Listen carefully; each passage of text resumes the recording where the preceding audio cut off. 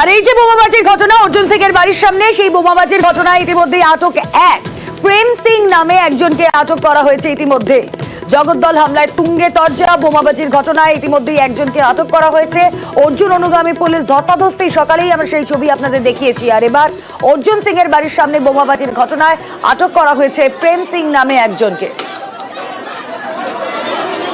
ইতিমধ্যেই তুঙ্গে তর্জা জগদ্দল হামলাকে কেন্দ্র করে শাসক দলের বিরুদ্ধে সরব বিজেপি। তৃণমূল কাউন্সিলরের ছেলেকেই দোষারোপ অর্জুন সিং এর। খুনের ছকে হামলা নমিত সিং এর দাবি করেছেন পদ্মনেতা। এক্স হ্যান্ডেলে সরব বিরোধী দলনেতাও। গুলি চালিয়েছেন অর্জুনই। অভিযোগ খারিজ করে পাল্টা সরব ঘাসফুল বিধায়ক।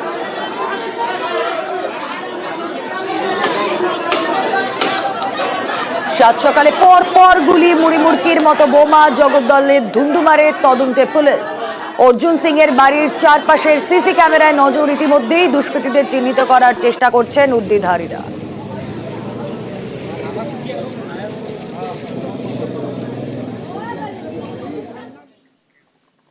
অর্জুনের কথায় ইসরায়েল ইরান। বোমাগুলিতে উত্তপ্ত জগদ্দল। ইসরায়েল ইরানের তুলনা টেনে পাল্টা জবাবের হুঁশিয়ারি অর্জুন সিং এর। সশস্ত্র প্রতিরোধের ডাক বিজেপি নেতা।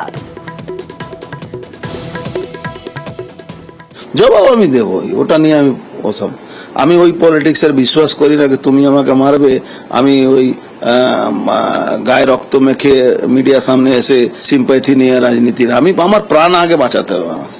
আমি তো বিজেপি প্রত্যেকটা কর্মীকে আহ্বান করবো কি ভাই, মা দুর্গার আশীর্বাদ নিয়ে অস্ত্র নিয়ে নাবো, নালে বাংলায় বাঁচতে পারবে না। ইসরায়েলকে বাধ্য হয়ে জবাব দিতে হচ্ছে না। গাজা থেকে হামলা হলো, ইসরায়েল জবাব দিল। এবার ইরান থেকে হামলা হচ্ছে, ইসরায়েল জবাব দেবে, আমরাও জবাব দেবো।